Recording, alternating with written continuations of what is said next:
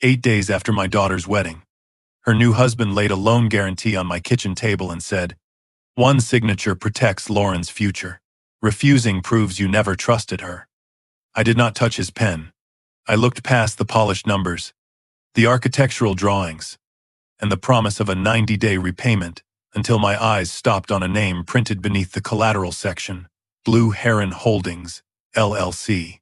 That company existed inside my private trust. My daughter had never heard its name. I folded my hands and asked Grant Mercer where he had found it.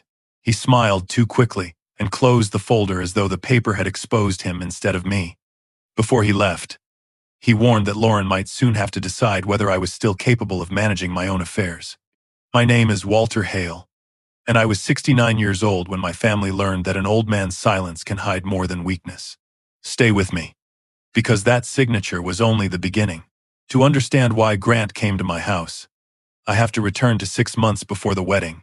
I had spent 32 years building Hale Medical Transit from one leased truck into a regional company that moved surgical equipment, refrigerated medication, and emergency supplies across Idaho, Oregon, and Washington. I sold most of it 3 years before Lauren's wedding, but I never changed the way I lived. I stayed in the same cedar-sided house outside Boise, drove a 12-year-old Ford pickup, and still repaired loose cabinet hinges myself. People assumed the sale had given me a comfortable retirement. Comfortable was true, but incomplete. After taxes and charitable commitments, the transaction left me with $42,600,000, spread through municipal bonds, 2 limited liability companies, managed accounts, and a revocable trust. I did not tell Lauren the number. At the time, I called that caution. Later, I understood it was also fear. I had watched money change good men into flatterers and decent relatives into accountants. More than anything, I wanted my only daughter to marry someone who saw Lauren Hale, not the balance sheet behind her father's name. My wife, Elina, would have challenged that reasoning. She had been gone 6 years by then, but I still heard her voice whenever I made a decision and disguised it as protection. During her final winter, while chemotherapy thinned her hair and turned every staircase into a negotiation, she told me, "Walter, you keep solving Lauren's problems before she learns what they cost."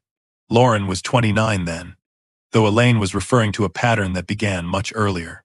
At 26, Lauren invested in a pediatric therapy clinic with a boyfriend who understood charm better than bookkeeping. The clinic failed. The boyfriend disappeared, and Lauren faced nearly $186,000 in personally guaranteed debt. I paid it. I also negotiated with the landlord, settled with the equipment lender, and arranged a new position for her through a hospital administrator I knew. What I never did was sit beside her and say I was frightened, disappointed, or proud that she kept treating children through the embarrassment. I wrote checks, then became quiet. Lauren experienced my silence as judgment, and I mistook her gratitude for healing. Grant entered her life 18 months before the wedding. He was 39, 6 years older than Lauren, with dark hair beginning to gray at the temples and the practiced calm of a man who spent his days persuading investors that risk was another word for opportunity. He developed small commercial properties and upscale residential projects around the Treasure Valley. At our first dinner, he asked about Elaine before he asked about my company. He listened when Lauren spoke, remembered the name of a child from her clinic, and insisted on paying his half of the bill. I liked that. I also liked that he did not ask what I had received when I sold the business. For nearly a year, he appeared to be everything I had hoped Lauren would find attentive without being possessive, ambitious without being reckless, and confident enough not to compete with her father. The warning signs were small enough to excuse. Grant noticed the private bank envelope on my desk. He asked why a retired trucking man used an estate attorney in downtown Boise. Once, after I forgot the time of a family dinner, he asked Lauren whether memory trouble ran in my family. The wedding took place at a renovated dairy barn near Eagle, where white lights hung from old beams and the foothills turned purple after sunset. Lauren wanted something elegant but not extravagant. Grant wanted a larger guest list, custom bourbon favors, and a string quartet during dinner. I agreed to contribute $32,000 and told them anything beyond that was theirs to manage. Grant nodded, though the muscles at the corners of his mouth tightened for half a second. 2 days later, Lauren called and asked whether I could cover an additional $9,000 because the caterer had raised its estimate. I said no. The word felt harsher than it should have because I had rarely used it with her. In the end, they reduced the flowers and canceled the late-night food truck. Lauren handled it better than I expected. Grant joked about learning to live within the Hale austerity program, and everyone laughed. I laughed too, but Elaine's voice came back to me. Boundaries feel cruel only when people have grown used to living without them. On the wedding morning, I visited Lauren in the bridal room before the photographer arrived. She stood in front of a tall mirror while her friend fastened pearl buttons down the back of her dress. For an instant, she looked like the little girl who once waited for me beside the garage door, holding a broken bicycle chain and absolute confidence that I could repair anything. I gave her a walnut box Elaine had kept in our bedroom.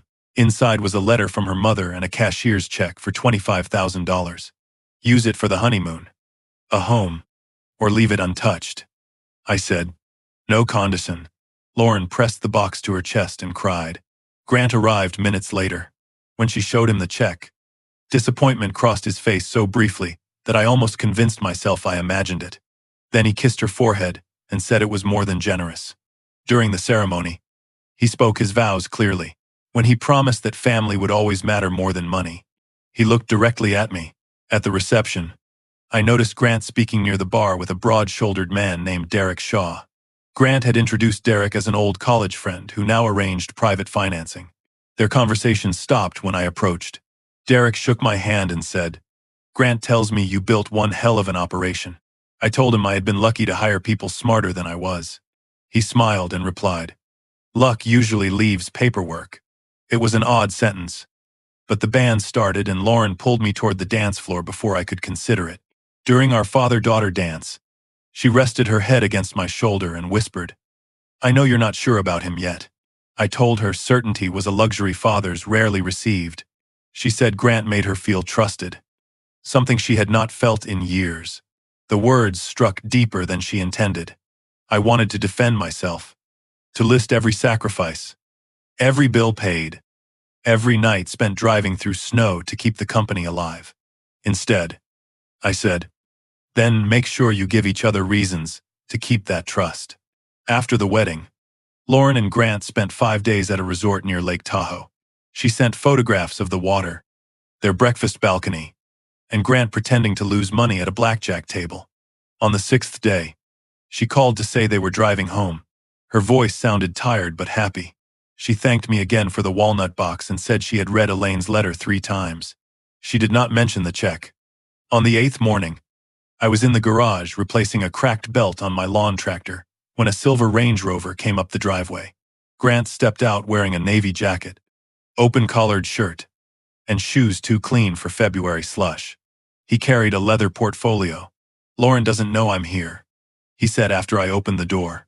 I didn't want her caught between us. That sentence placed her between us before any disagreement existed.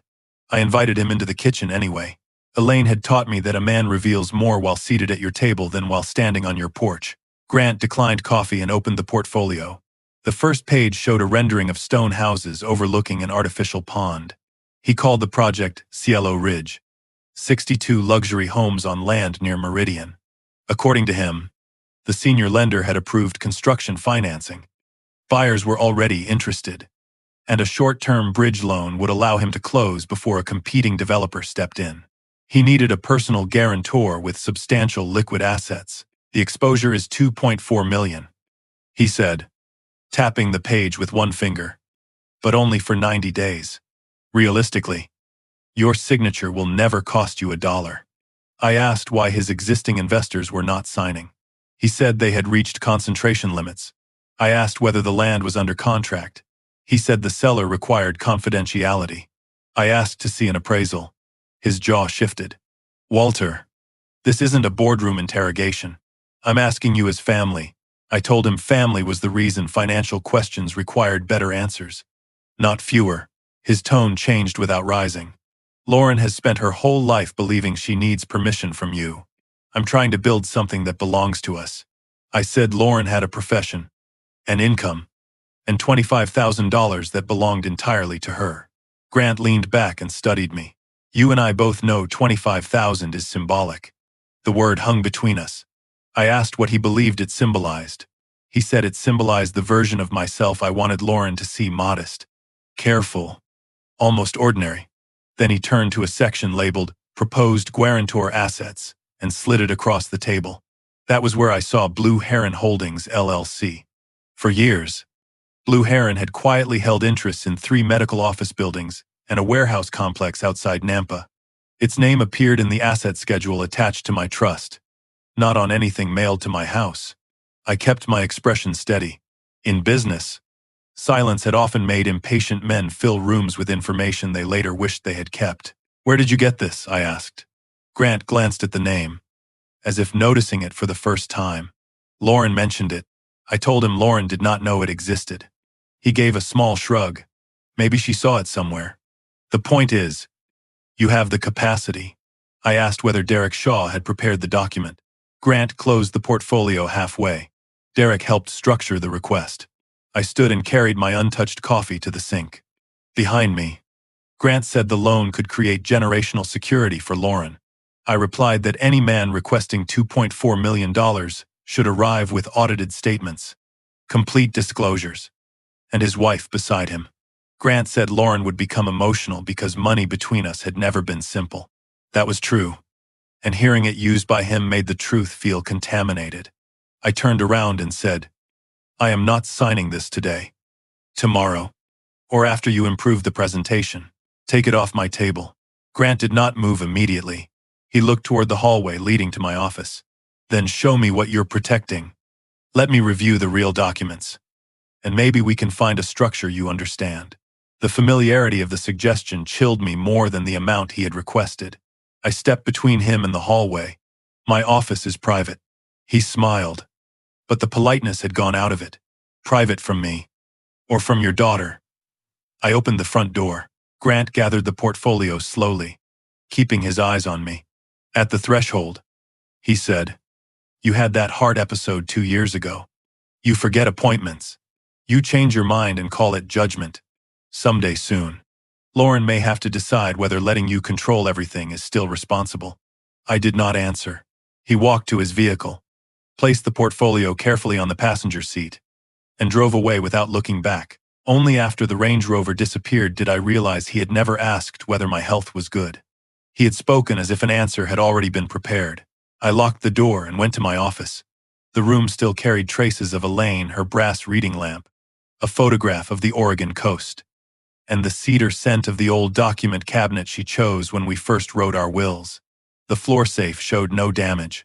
Inside, the trust binder remained beneath the insurance policies, exactly where I had placed it. I checked the appendix. The Blue Heron page was still there. That eliminated theft from the house but created a worse possibility. My attorney, Marianne Cole, maintained an encrypted client portal containing current trust documents. 2 years earlier, after an irregular heartbeat sent me to the hospital overnight, I had authorized emergency access for Lauren. The permission was supposed to be temporary. I remembered telling Marian's assistant to leave it active until my follow-up tests were complete. I did not remember asking anyone to remove it. Grant's warning about my memory returned with new weight. I called Marian and said, I need the complete access history for my trust portal. Don't notify anyone connected to the account. Marian had represented me for 17 years and had the rare ability to sound calm without sounding comforting. She asked whether I believed money had been transferred. I said no. Then tell me what you saw, she replied. I explained the loan request, Blue Heron, and Grant's comment about Lauren deciding my capacity. Marian remained silent for several seconds. I heard keyboard keys on her end. She confirmed that Lauren's emergency credentials still existed but had never been used during my hospitalization. Then her voice tightened. Walter, the account was accessed 6 weeks ago. 6 weeks placed the login 10 days before the wedding. I asked what had been opened. Marian said she would need the audit report. While we waited, I walked to the kitchen and saw a faint rectangular mark where Grant's portfolio had rested. I wiped it with my palm, an unnecessary gesture that made me feel foolish. Part of me still wanted a harmless explanation. Perhaps Lauren had become curious. Perhaps she had printed one page, Perhaps Grant believed he was protecting her. Hope can make an intelligent man negotiate against his own evidence. Marion called back 43 minutes later. By then, I had written down every word Grant said, every question he avoided, and Derek Shaw's remark about paperwork. The credentials were used for 27 minutes. She told me. The user opened the trust agreement, the asset appendix, the succession provisions, and your incapacity clause. I gripped the edge of my desk. The incapacity clause required specific medical findings before anyone could remove me as trustee. It was not material a curious daughter would naturally seek. Marion continued. The user downloaded 5 files, including the document naming Lauren as successor trustee. I asked whether she could identify the device. She said the login came from a commercial internet address assigned to an office building on Park Center Boulevard. Grant's development company occupied the 3rd floor of that building. Marion advised changing every password and contacting the bank immediately. I told her to preserve the access exactly as it was. Walter, she said, that means whoever did this may try again. I looked toward the driveway where my daughter's husband had stood less than an hour earlier. That, I answered, is what I need to know. Before ending the call, Marion read the final item in the audit log.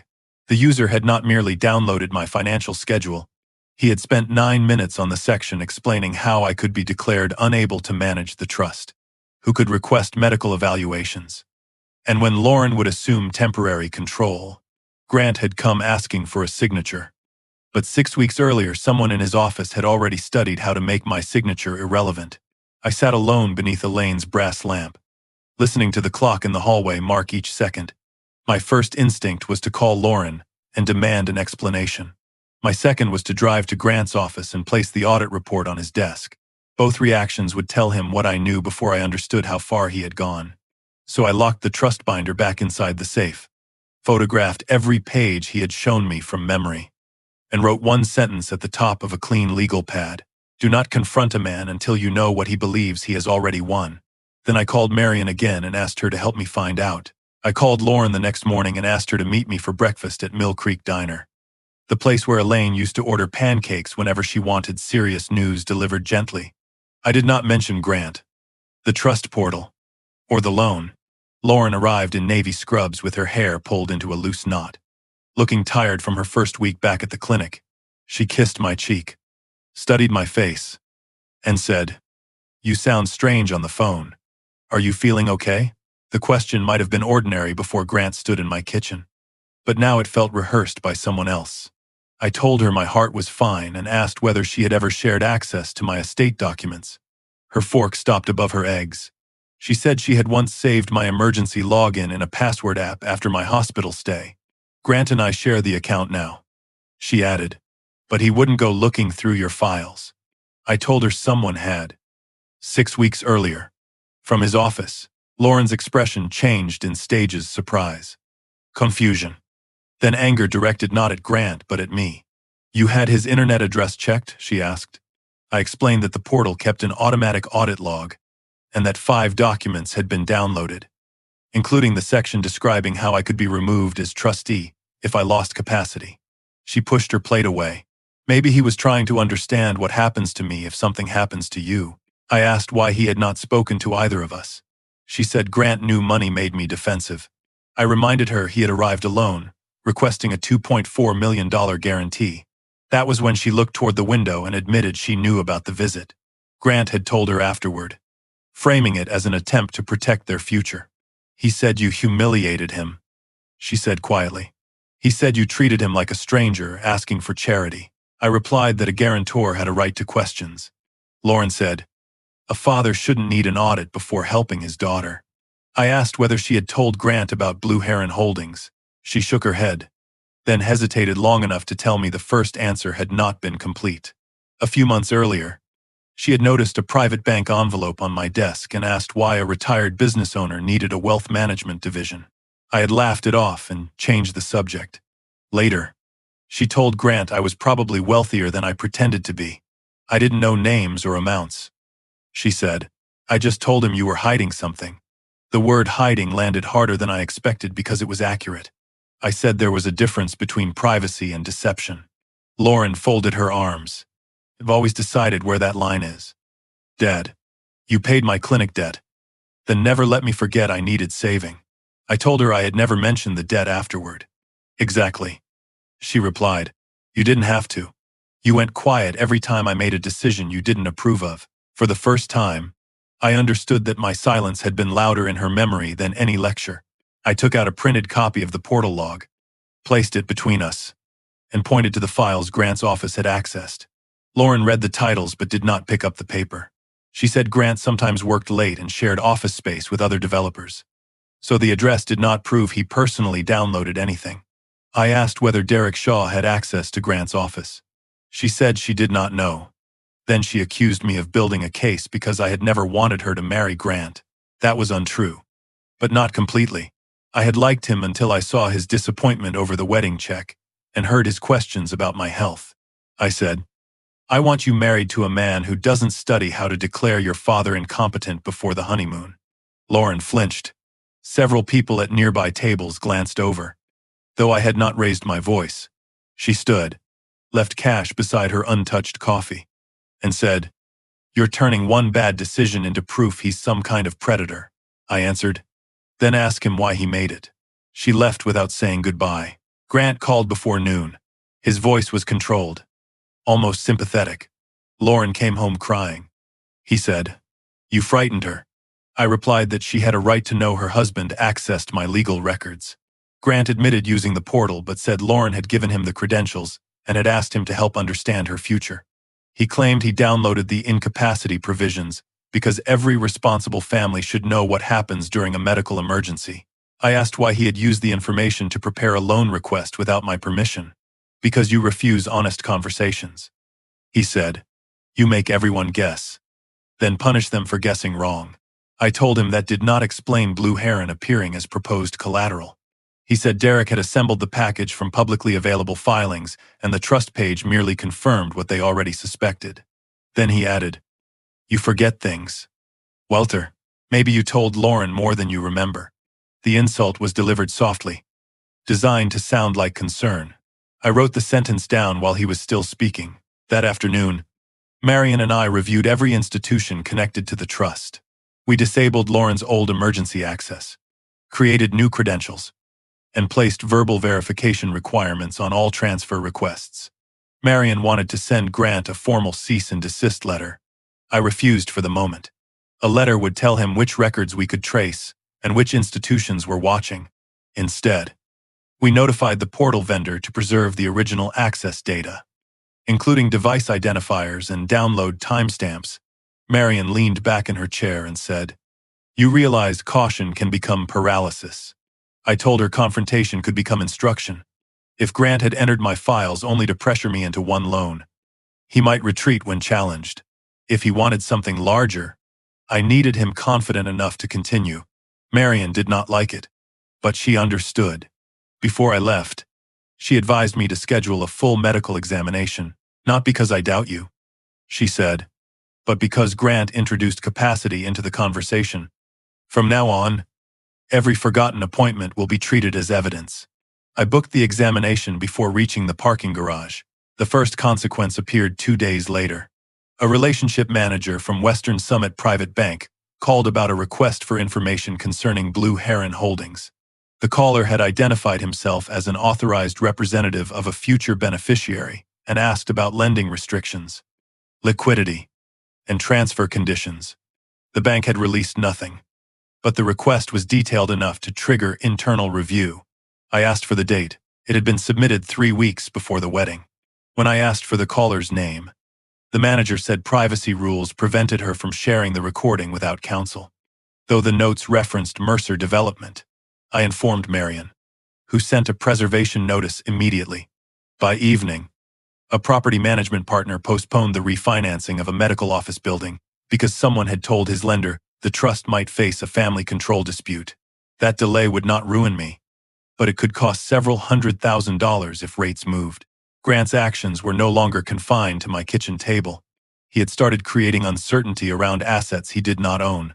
The following morning, I received an email from the director of the Elaine Hale Children's Mobility Fund, the charity my wife and I had established during her final year.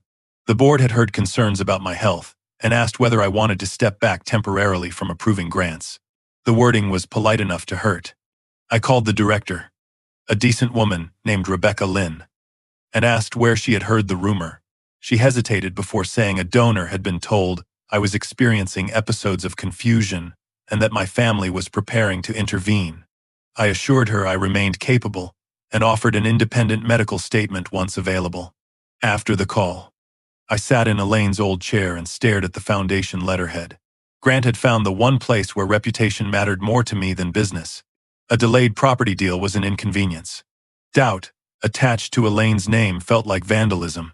For several minutes, I wanted to expose my entire balance sheet, my medical history, and Grant's debts in one public statement. Then I remembered what impatience had cost younger men in negotiations.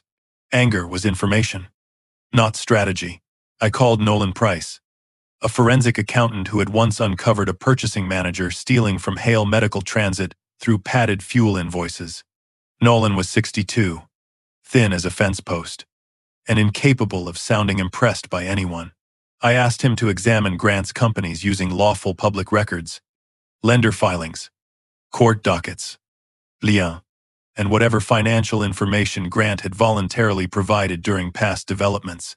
"Are we looking for fraud?" he asked. I said we were looking for pressure. Nolan replied, "Pressure leaves better tracks than greed." He started with Mercer Development Group, then traced 3 related limited liability companies tied to projects in Meridian, Kuna, and Nampa.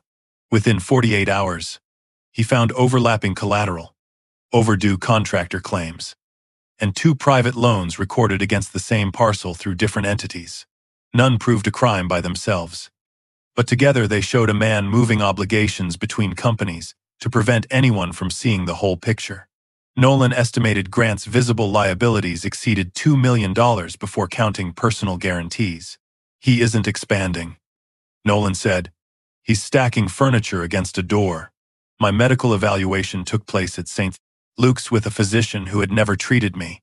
She reviewed my heart history, medications, sleep habits, and family background, then administered a series of cognitive tests that made me feel like a schoolboy defending his right to recess. I repeated lists of words, drew a clock, explained hypothetical financial decisions, and identified inconsistencies in sample contracts. The doctor said ordinary forgetfulness at 69 was not the same as impairment. My scores were normal for my age, and in several categories above average. I felt relief, then embarrassment that Grant's suggestion had forced me to question what I knew about myself. The doctor agreed to prepare a formal report but warned that one examination could not prevent someone from making allegations. "Capacity is task-specific and time-specific," she explained. "People use that phrase loosely, but courts do not." I thanked her and left with a sealed copy for Marion.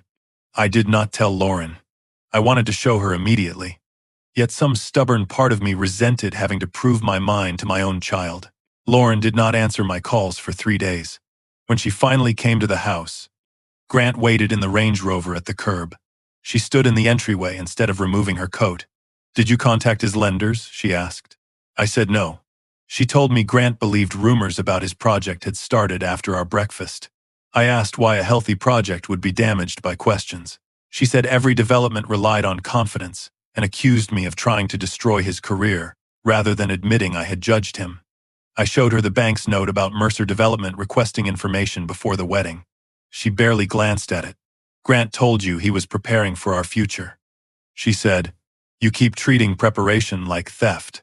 I asked whether she had authorized him to describe himself as representative of a future beneficiary. She did not answer. From the driveway, Grant sounded the horn once. Lauren looked over her shoulder, and that small reflex told me more than her words. She was not afraid of him, but she had started organizing her responses around his impatience. Before leaving, Lauren turned back and said, "He thinks you're punishing us because I chose him." I replied that refusing to risk $2.4 million was not punishment. She said, "It isn't the loan. It's the secret. You wanted to see whether he loved me before you revealed what I was worth." I told her she was not worth a trust balance. She shook her head. "That sounds noble now. But you made money the test. and never told either of us we were taking it. The door closed behind her before I found an answer. Her accusation followed me through the evening because it contained a truth I had avoided. I had hidden the fortune partly to protect her, but also to evaluate her choices from a position she could not challenge. I had wanted proof of character without offering transparency in return. That did not excuse Grant's intrusion. Yet it explained why Lauren experienced his suspicion as loyalty and mine as control. For the first time, I considered that I might lose her even if every fear about Grant proved correct. Nolan called the next morning with a clearer picture. Grant's companies owed at least $3.1 million across bank loans, private notes, contractor claims, and personal guarantees. A private loan of $850,000 would mature in 21 days. The lender was a fund associated with Derek Shaw.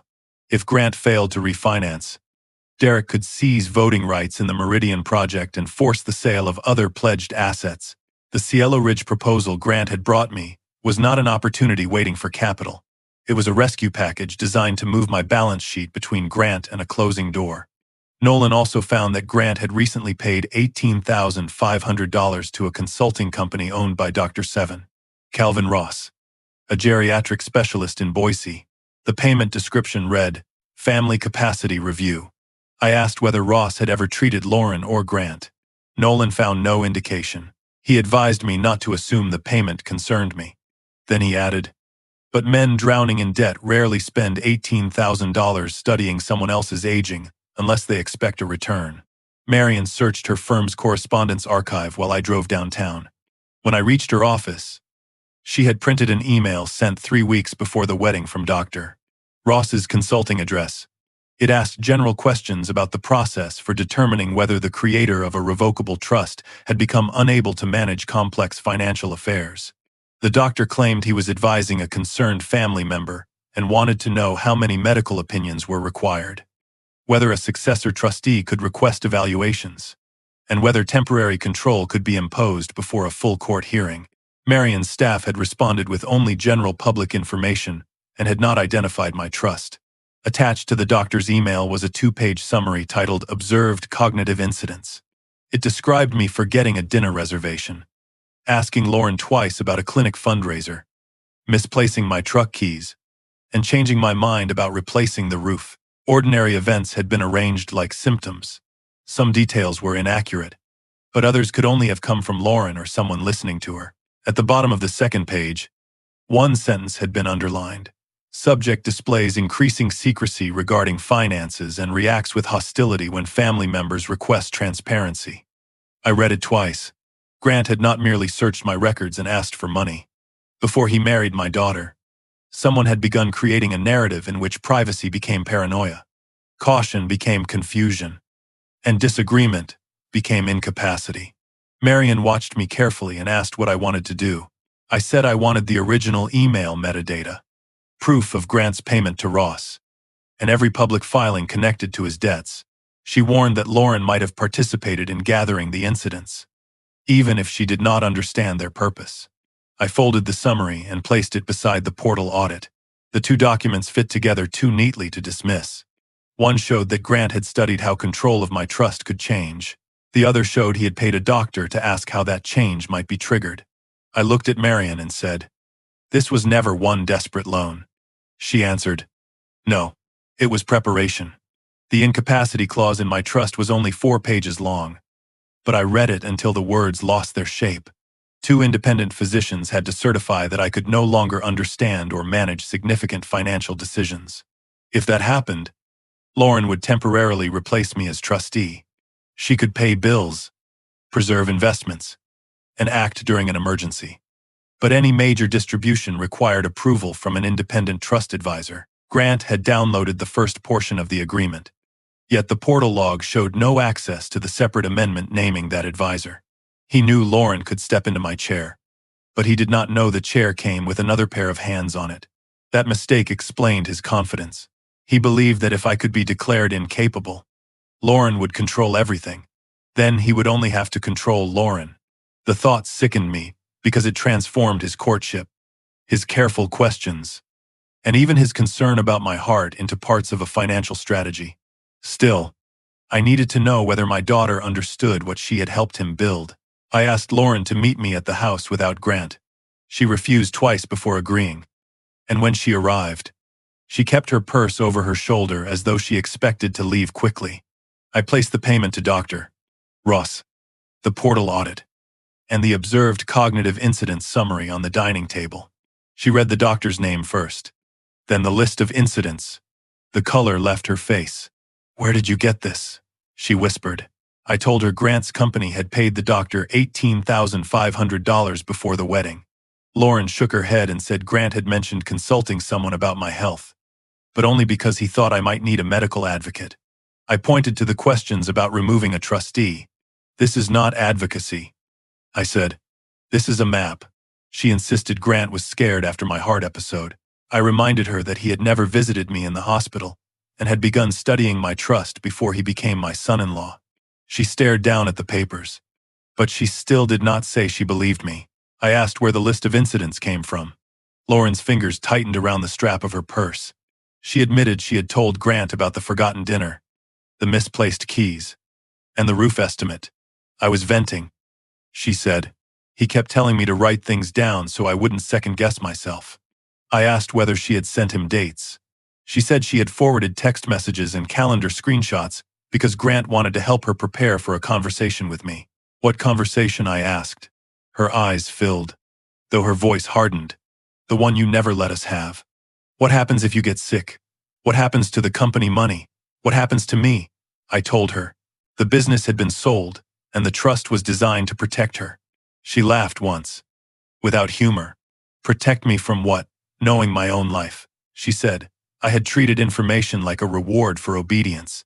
Grant, by contrast, had listened without making her feel foolish. I could see how carefully he had positioned himself between her resentment and my silence. Then Lauren told me something that changed the shape of the betrayal. 2 months before the wedding, she had stopped by my house while I was meeting with Marion.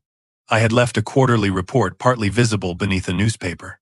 Lauren saw the private bank's name and a portfolio total, beginning with the number 38. She did not read the full statement, but she understood it represented tens of millions of dollars. "I thought maybe it belonged to the trust or the charity," she said.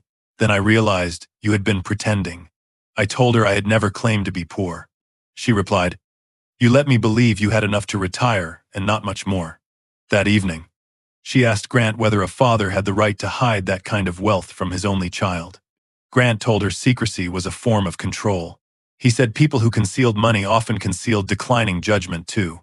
Lauren did not give him the report, but she gave him something nearly as valuable: confirmation that the fortune existed and permission to view my privacy as evidence against me. She sat down at last and covered her face with both hands. "I never wanted your money," she said. "I wanted you to trust me enough to tell me the truth." I almost answered that trust had to be earned, but the sentence felt too familiar, too convenient. I had spent years testing Lauren without telling her the rules. After the clinic failed, I rescued her and then withheld the honest conversation that might have helped her grow.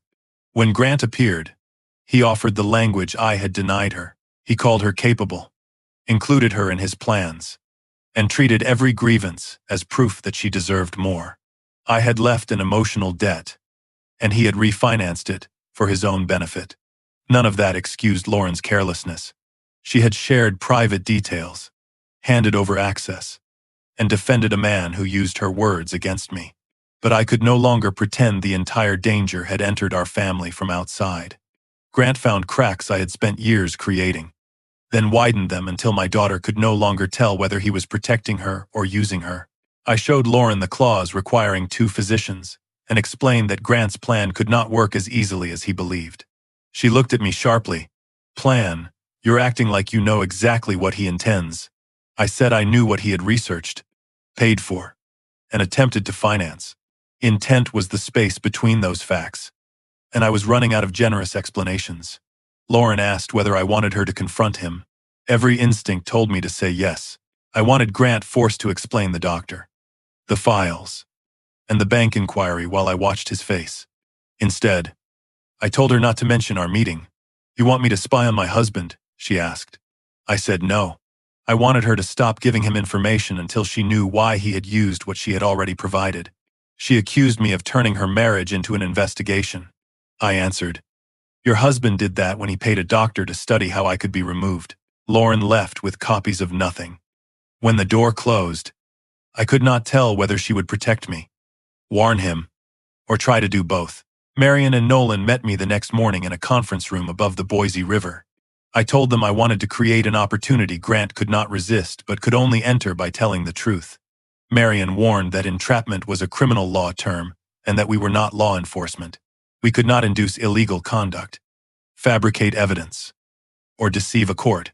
Nolan suggested something simpler: invite Grant to seek a legitimate investment under normal underwriting conditions.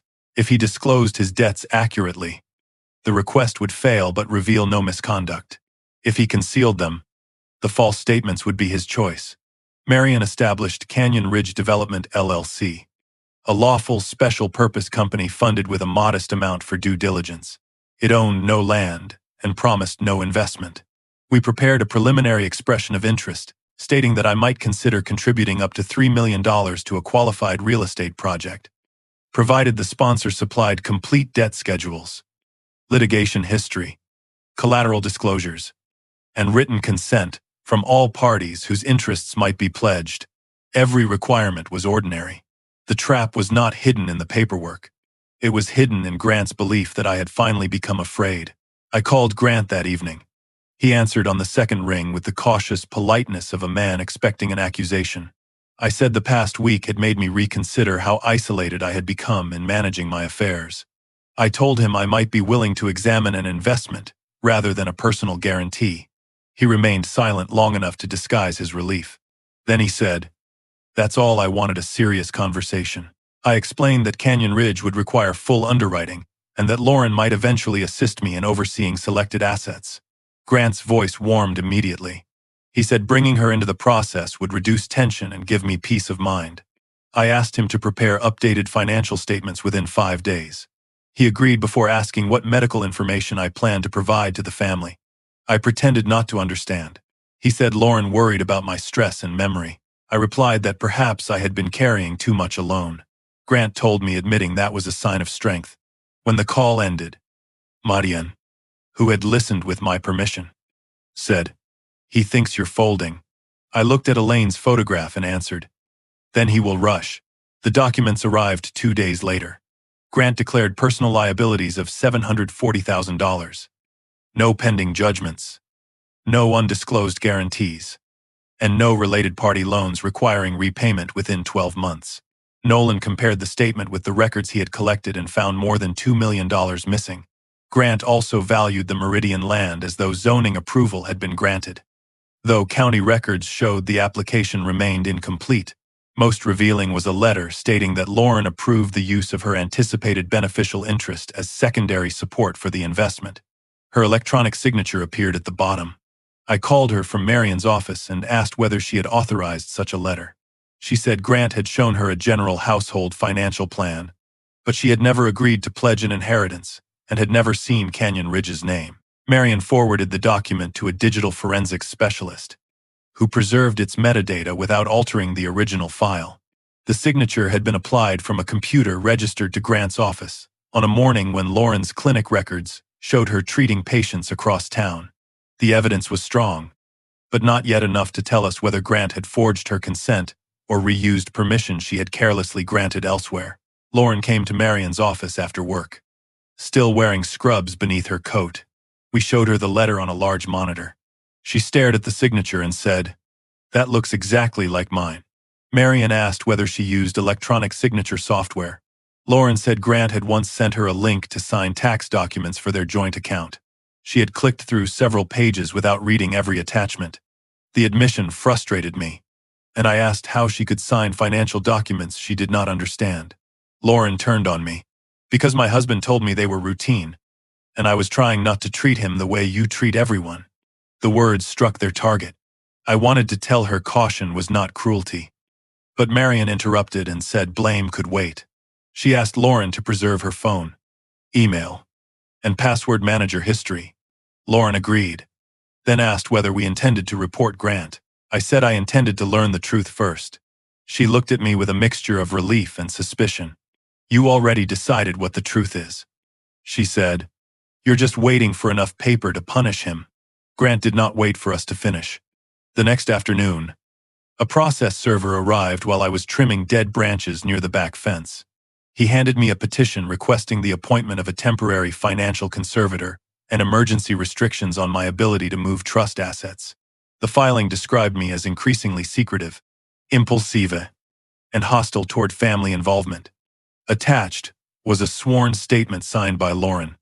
In it, she described forgotten appointments, repeated questions, abrupt financial decisions, and my refusal to disclose significant assets. She also stated that I had become fixated on the belief that Grant intends to steal from him. I read the sentence twice before calling her. Lauren answered, crying. She said Grant had told her the statement would only support a private medical evaluation. She had signed it 3 days earlier.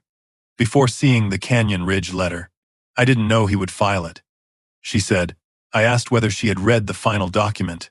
Silence answered for her. Then she whispered. He said we had to act before you moved everything beyond reach. My own daughter had signed the weapon, even if she had not understood where it would be aimed. Marion contacted the court and learned that Grant's lawyer had requested an expedited hearing, arguing that Canyon Ridge proved I was creating new entities to hide or transfer assets. Our lawful test had given him a story he could reverse against us.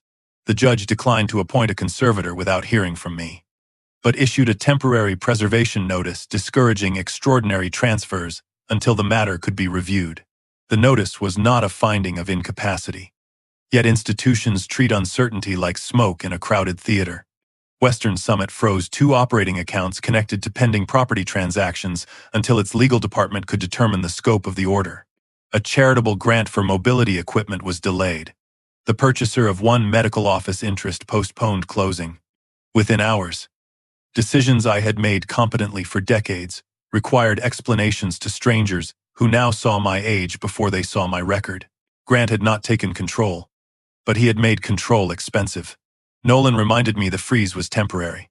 I told him temporary damage still leaves permanent memories. That evening, Lauren arrived at my house alone. Her eyes were swollen, and she held the copy of her declaration as though it were something contaminated. She said Grant had stopped answering her questions and accused her of choosing my money over their marriage. When she asked to see the petition before filing, he told her the lawyer had already submitted it.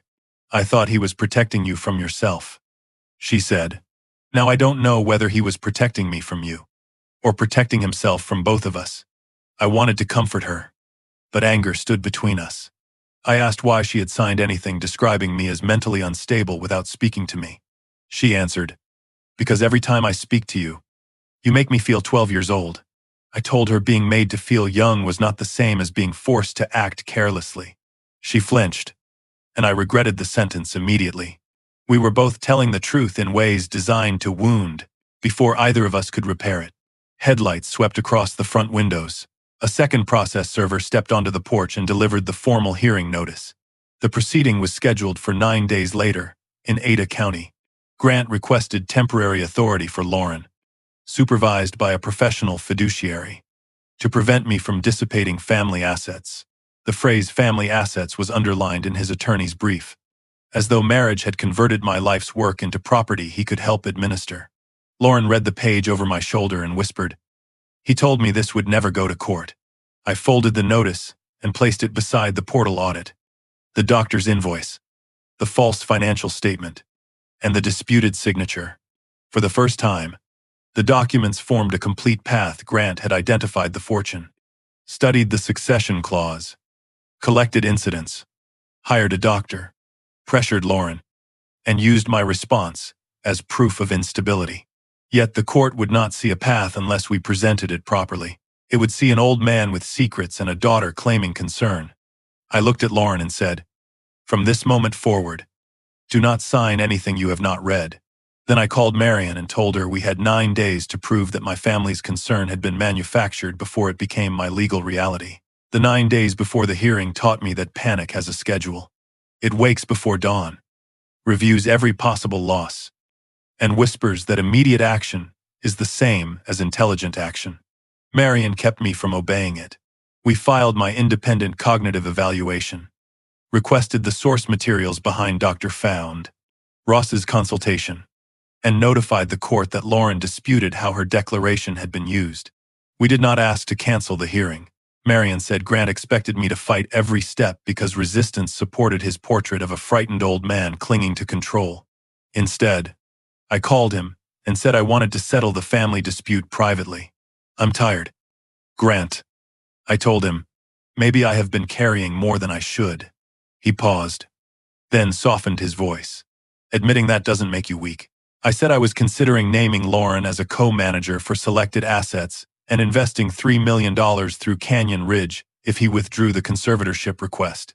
He agreed to meet at Marion's office the next morning, and the speed of his answer told me he believed the pressure had worked.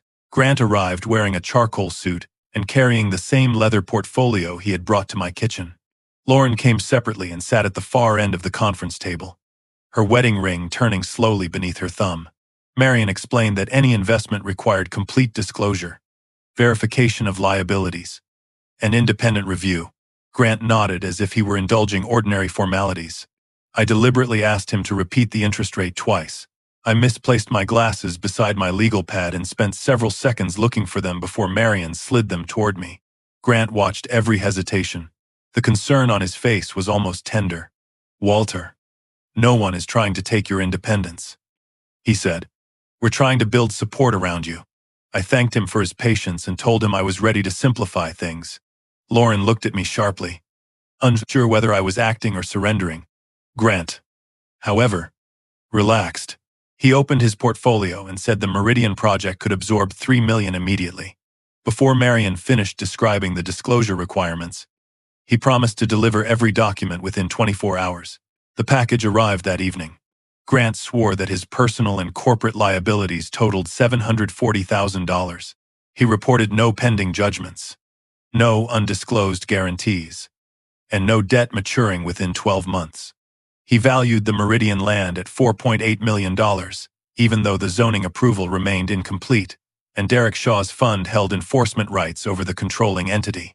He also included a letter stating that Lauren consented to using her anticipated beneficial interest in my trust as secondary support. Her electronic signature appeared above the date. Marion placed the file in a digital evidence system before anyone opened it again. The metadata showed that the letter had been created and signed from a workstation registered to Mercer Development at 914 on Tuesday morning. Lauren's clinic records showed her treating a child recovering from spinal surgery at that exact time. The electronic signature account belonged to Lauren, but the login came through a saved browser session on Grant's office computer. He had not invented her signature from nothing. He had reused access she once gave him, which made the act less theatrical and more dangerous. It looked ordinary until someone examined where, when, and why it happened. Lauren stared at the screen for a long time. I signed our tax forms on his laptop, she said. He must have saved the session. Marion asked whether Lauren had ever authorized Grant to pledge an inheritance or represent her future interest as collateral. Lauren said no. I asked how many documents she had signed without reading since their engagement. Her face hardened. You don't get to turn this into another lecture.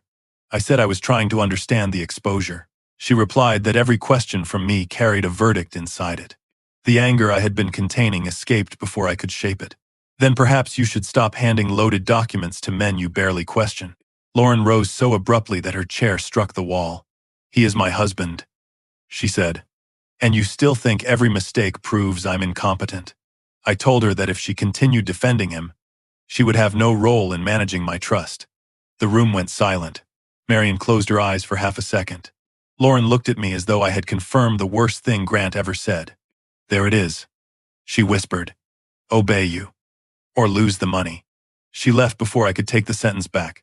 Through the glass wall, I watched her cross the reception area without turning around. Marion waited until the elevator doors closed, then said, You just gave Grant a recording he would pay dearly to obtain. I told her no one had been recording. She pointed toward the conference telephone and reminded me Grant had attended remotely for the final 10 minutes after leaving for another appointment. The call software automatically archived meetings for client records. His lawyer could request the file during discovery. Even without that recording, Lauren might repeat my words. I had intended to expose Grant's control. Yet in one angry moment I had used the trust exactly as he claimed I did, as leverage over my daughter's choices. Nolan, who had joined by video, said the financial evidence remained strong. Marion answered that conservatorship hearings were not balance sheet competitions. Judges evaluated behavior, judgment, and family dynamics. Grant had lied about millions in debt, but I had just threatened to disinherit or sideline my daughter during an emotional dispute. Truth does not erase presentation, Marion said. And right now, your presentation helps him.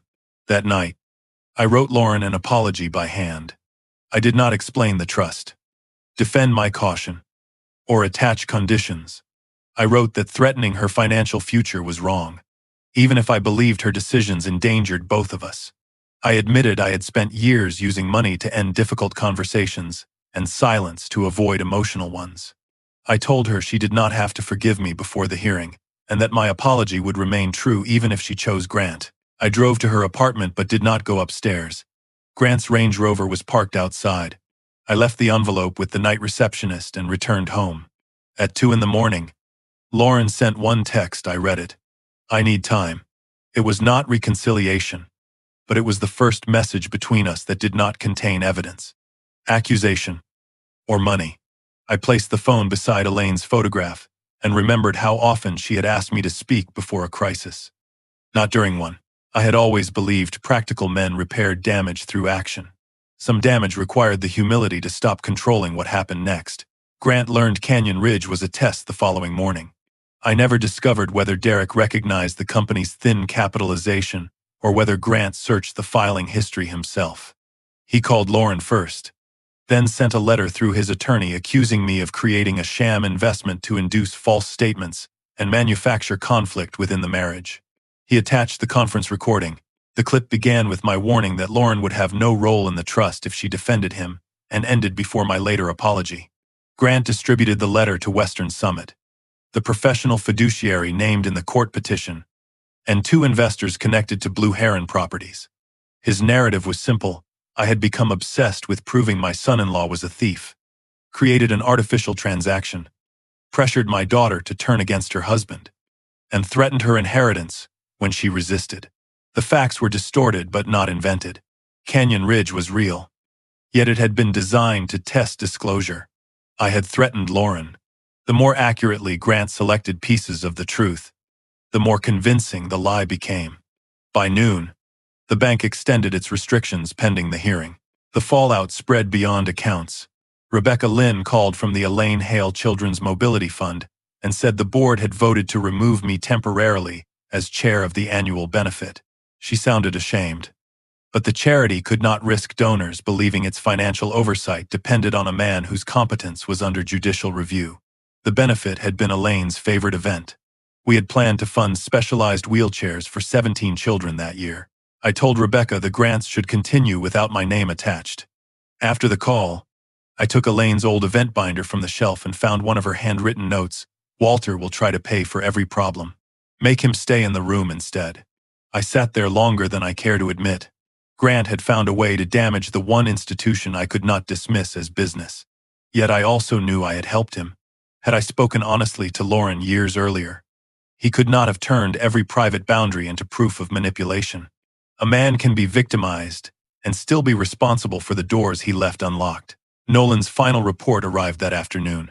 Grant's sworn disclosure omitted an $850,000 note to Derek's fund, $620,000 in contractor claims, a personal guarantee exceeding $900,000, and a judgment from a failed retail project.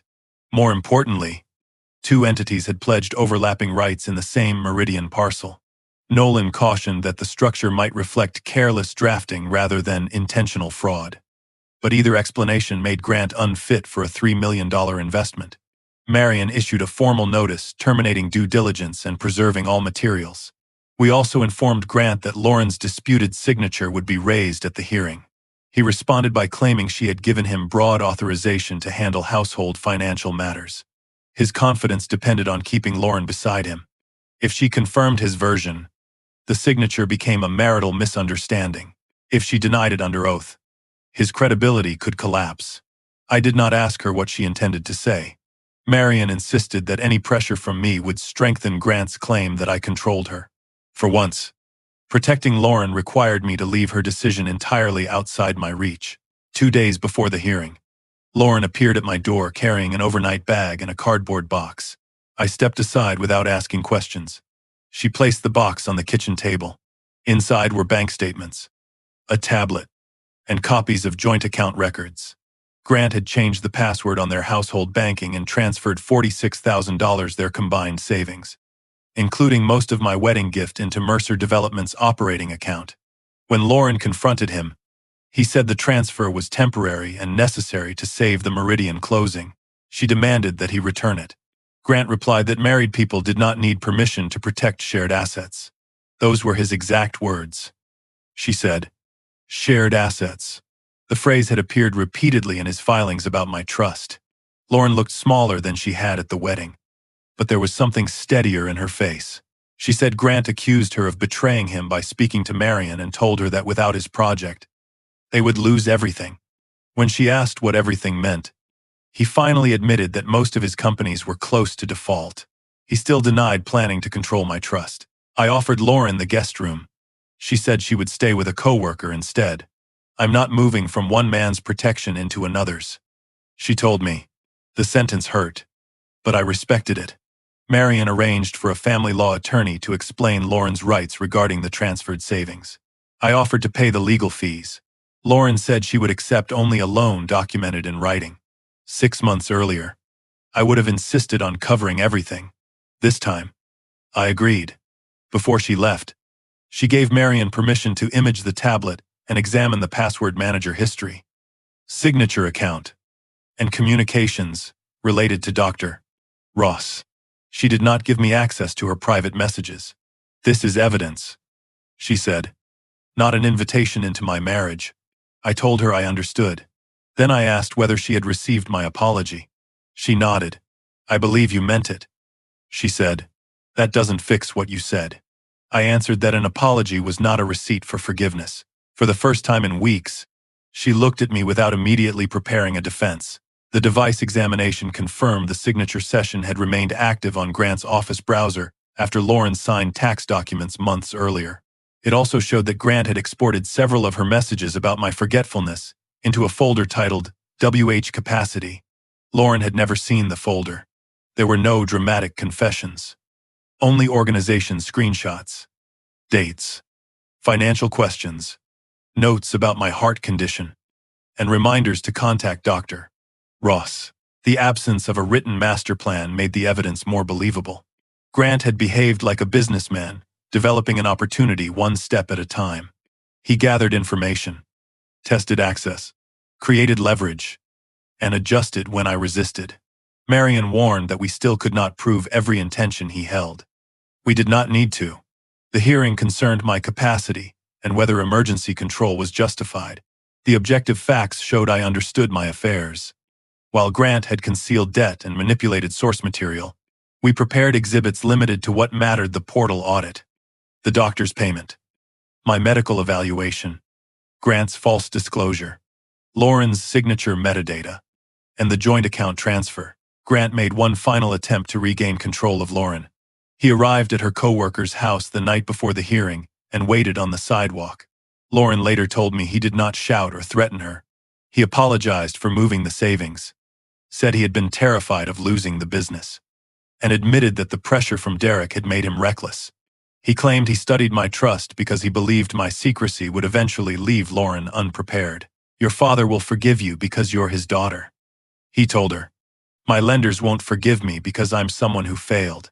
It was probably the most honest thing he had said. Lauren asked whether he had intended to use her authority over my trust to rescue his company. Grant answered that he intended to protect their future by any lawful option available. He never said no. Then he asked her to stand beside him at the hearing and tell the judge the family could resolve matters privately. Lauren did not promise anything. She watched him drive away and later said she finally understood how sincerity and manipulation could occupy the same sentence. On the morning of the hearing, Marion received notice that the judge wanted the parties to attempt a supervised settlement conference before formal testimony. We entered the Ada County Courthouse through separate doors. Grant stood with Derek and two attorneys near the elevators. His suit was immaculate, but the skin beneath his eyes had turned gray. Lauren arrived alone, carrying no wedding ring and no overnight bag. She did not sit beside me. That mattered, though not in the way Grant expected. The settlement room contained a long oak table, a court-appointed mediator, representatives from Western Summit, the professional trust advisor, and counsel for every party. Grant's lawyer placed a thick binder in front of him. I carried a narrow folder holding only documents he had created or caused to be created. Before the mediator began, Grant leaned across the table and said quietly, "This can still end without anyone being destroyed." I looked at my daughter, then at the signature he had used, the debts he had hidden, and the medical story he had built. "That depends," I replied, "on whether you consider losing control the same thing as being destroyed." The mediator asked each side to state what resolution it wanted. Grant's attorney proposed that I accept professional oversight, appoint Lauren as immediate co-trustee, provide a complete accounting of assets, and suspend all changes to the trust for 1 year. In return, Grant would withdraw the conservatorship petition and treat the dispute as a misunderstanding caused by family secrecy. Marion asked whether the proposal required Lauren to support it. Grant's lawyer said she would benefit from stability. Lauren raised her eyes. "That wasn't the question," she said. The room became still. Grant turned toward her with the same patient expression he had used at my kitchen table. The mediator asked Lauren whether she supported her husband's proposal. She placed both hands flat on the table and said she wanted to hear the financial disclosures first. Marion opened my narrow folder. The representative from Western Summit switched on a recorder, and Grant's attorney reached for his pen. The settlement conference had been designed to avoid a confrontation, but everyone in that room understood the confrontation had already begun. Marion began with the portal audit, not the size of my fortune. She placed a single page before the mediator showing the date, duration, and source of the unauthorized login 6 weeks before the wedding. Grant's attorney objected that Lauren had voluntarily shared the credentials. Marion agreed that the original access had been authorized for a medical emergency 2 years earlier, then pointed to the files opened from Grant's office, the asset appendix, the successor trustee provisions, and the incapacity clause. Mr. Mercer did not review documents concerning his wife's ordinary inheritance, she said. He studied the procedure by which Walter Hale could be removed from control. Grant leaned forward and said he had only been trying to help Lauren prepare for an emergency. Marion asked why the review occurred before the marriage and why no one informed me. He answered that my secrecy made direct conversation impossible. I watched him carefully. Even now, he did not deny the access. He tried to make the intrusion sound necessary because I had been difficult. The next exhibit was the $18,500 payment to Dr. Calvin Ross. Grant said the payment covered a general consultation about elder care planning. Marion produced the doctor's email, asking how a trust creator could be declared incapable and whether temporary control could be established before a complete court hearing. Grant's attorney insisted those were lawful questions. "They are," Marion replied. "The timing is the issue." The email had been sent 3 weeks before the wedding, before Grant had ever raised concerns about my health with me. Attached was the list of supposed cognitive incidents, including the dinner reservation, misplaced keys, and roof decision. Lauren's hands tightened against the table. The mediator asked whether she had prepared the list. She said she had sent Grant personal messages during moments of frustration, but she had never labeled them evidence of incapacity. Grant turned to her. "You were worried," he said. Lauren answered, "I was hurt." "You changed hurt into a diagnosis." His face remained controlled, but the first crack had appeared. My independent physician's report came next. The doctor had reviewed my medical history and found no cognitive impairment that prevented me from understanding complex financial decisions. Grant's lawyer argued that one examination could not erase family observations. Marion agreed again, which irritated him more than resistance would have. Then she presented my answers to the court-approved evaluation completed 2 days earlier. I had explained the structure of my trust, the nature of my debts, the purpose of each holding company, and the risks of the proposed investment. The evaluator concluded that I understood both the practical and legal consequences of my choices. The professional trust advisor confirmed that I had never missed a required report, defaulted on an obligation, or made an unexplained transfer. The mediator looked toward Grant and asked what immediate danger justified emergency control. Grant said my creation of Canyon Ridge showed impulsive behavior. Nolan opened his binder. Canyon Ridge made no investment, he said. It requested disclosures. Mr. Mercer's response is the danger we should examine. Nolan walked through Grant's sworn financial statement without drama. He placed the declared liabilities beside public liens, lender records, contractor claims, and the note held by Derek Shaw's fund. Grant had reported $740,000 in obligations. The documented total exceeded $3.1 million. He had denied any debt maturing within 12 months. Yet Derek's $850,000 note was due within weeks. He had declared no pending judgment, though one had already been entered against a related company. Grant interrupted to say the debts belonged to separate entities and were under active negotiation. Nolan replied that the Canyon Ridge questionnaire specifically required related company obligations and personal guarantees. You signed beneath a statement that the disclosure was complete, he said. Grant's attorney asked whether any investor had actually lost money. Nolan answered, Mr. Hale declined before that could happen.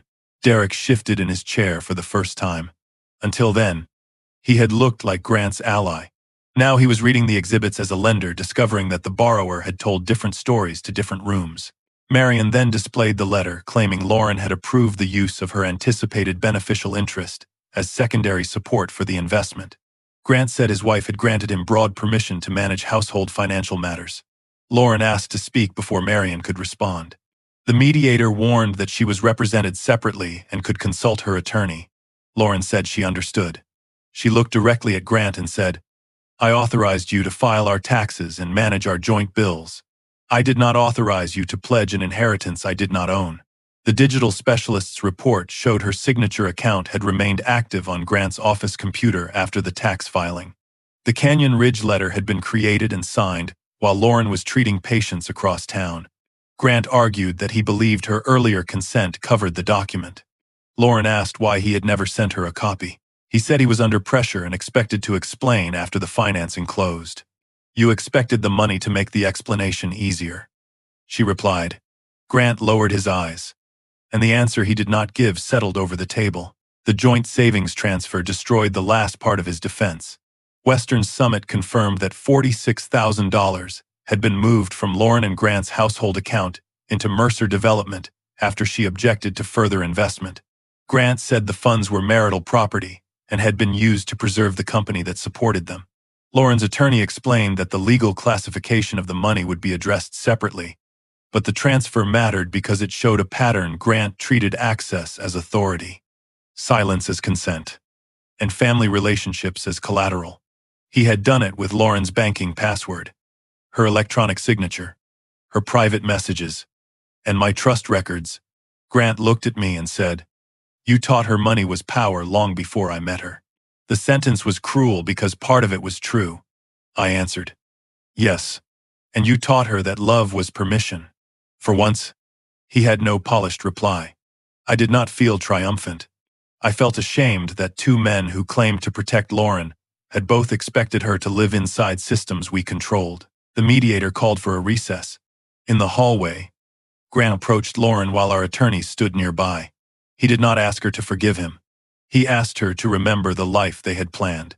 He said the Meridian project could still succeed if Derek extended the note and I provided even a smaller guarantee. Lauren asked whether he had married her because he loved her or because he suspected I was wealthy. Grant closed his eyes briefly. I loved you, he said. Then I learned what your father was hiding, and I thought his money could save everything. Lauren asked when saving the company became more important than telling her the truth. He said failure changes what a person believes he is allowed to do. I understood him better in that moment than I wanted to. Grant had built his identity around being the man who always found financing, always closed the deal, always provided the better future. When the structure began collapsing, he did not abandon the image. He started sacrificing reality to preserve it. Back inside, Marion stated our settlement position. I would not appoint Lauren as sole successor trustee. Provide Grant with an accounting. Guarantee his loans. or make any investment connected to his companies. The independent trust advisor would remain in place, and a professional trust company would become co-trustee if I died or lost capacity. Lauren would remain the primary beneficiary, but large distributions would require review for legitimate purposes such as housing, health, education, or qualified investment. Grant's attorney called those terms punitive. I said they were protective, then stopped and corrected myself. They are boundaries, I said. Protection is the word I have used when I wanted other people to accept my control. Lauren looked at me but did not smile. Grant demanded to know the trust's value. I refused. The exact number had no bearing on my capacity or his misconduct. The bank agreed that the preservation restrictions could be lifted once the judge reviewed the medical findings and the trust advisor confirmed there had been no improper transfer. Grant's conservatorship petition collapsed before we reached the courtroom. His attorney requested permission to withdraw it without prejudice, arguing that the family had obtained sufficient professional oversight. Marion insisted the record reflect that both independent evaluations found me competent and that Lauren no longer supported emergency intervention. The mediator documented those facts.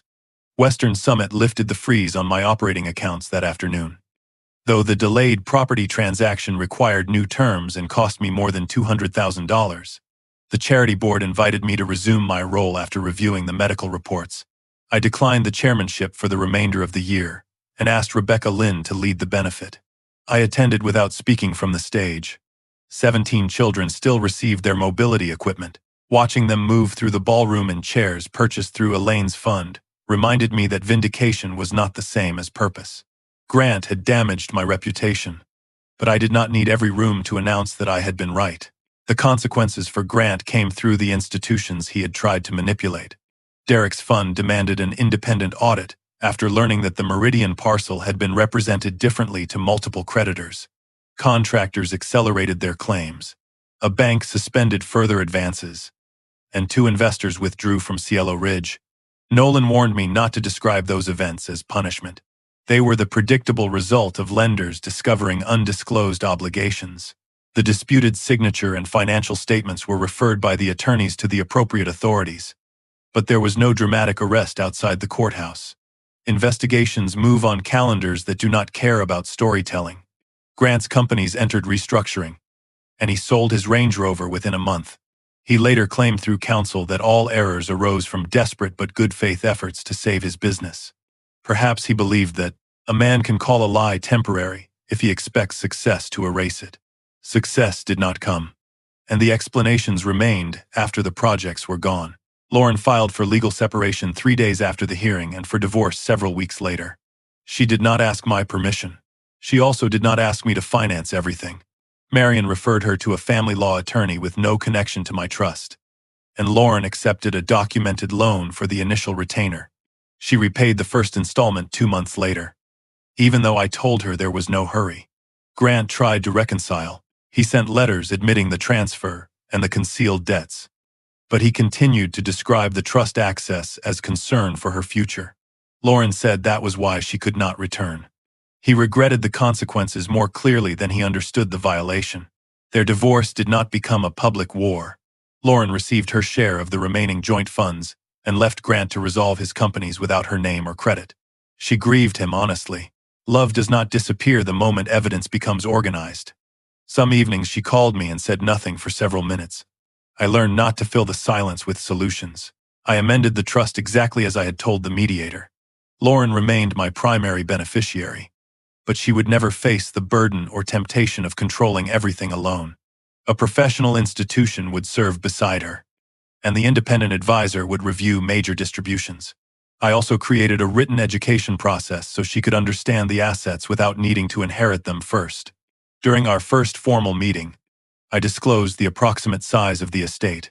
When Lauren heard that the sale and investments totaled more than $40 million, she leaned back and stared at me. "You let me think it was maybe 2 or 3. She said. I answered that I had believed secrecy would reveal whether people loved us for the right reasons. She said, "It revealed something about you too." I agreed. I had turned my wealth into a private test, judged everyone's answers, and never admitted that I was the only person who knew the questions. Grant exploited that test. But I had built it. We began seeing a family counselor twice a month. In the first session, Lauren said I had spent her childhood arriving late with expensive apologies. I remembered the bicycles, college tuition, emergency checks, and vacations I thought proved devotion. She remembered empty seats at school events, and the way I became silent whenever she disappointed me. Both accounts were true. I told her I had believed providing security was the purest form of love because my own father had provided none. She said security without trust felt like a locked room with good furniture. I did not defend myself. That became the hardest change of my life, allowing her experience to exist without correcting it. Lauren also accepted her part. She admitted that resentment had made Grant's suspicions feel like validation, and that she had shared information she knew was private. She did not apologize for wanting transparency. She apologized for helping a man turn ordinary human mistakes into evidence against me. A year after the wedding, Lauren lived in a small apartment near her clinic. She kept her job, attended financial education meetings with the trust company, and received no large distribution. I offered to help her buy a home. She said she would wait until the divorce was final, and she had saved enough for part of the down payment herself. I respected the answer, instead of doubling the offer. Grant's Meridian project was sold under creditor supervision. He avoided complete personal ruin by cooperating with the restructuring, but he lost his company, most of his reputation, and the authority he had built his identity around. The last time I saw him was outside a lawyer's office. He looked older and smaller without the suit, though he was still only 40. He said, "I did love her." I answered, "I believe you. That was never the only thing you wanted." He nodded once. Neither of us asked for forgiveness. Some endings do not require reconciliation. They require the truth to stop changing shape. On the anniversary of Elaine's death, I asked Lauren to come to the house. The walnut box from the wedding sat on the kitchen table. The $25,000 check was long gone, partly spent on the honeymoon and partly recovered during the divorce. This time, the box held no money. Inside was a letter Elaine had written during her final months and asked me to give Lauren when I believed she was ready. I had delayed because the letter also criticized me, and I had not been ready to let my daughter see that her mother understood my failures. Lauren read it beside the window.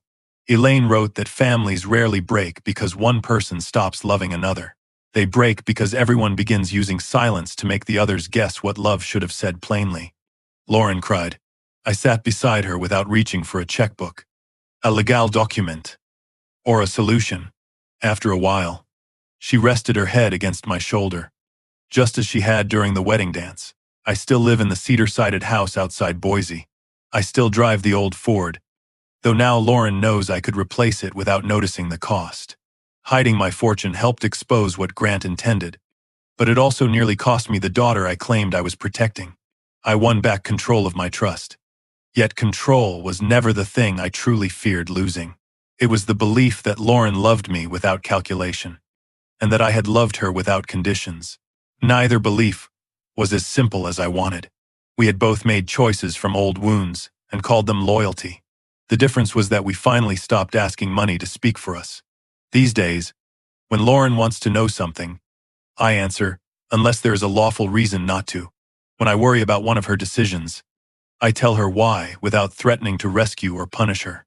A fortune can secure a future, but it cannot repair a family while everyone is still using it as a weapon. That repair began only when I put the papers away and stayed in the room.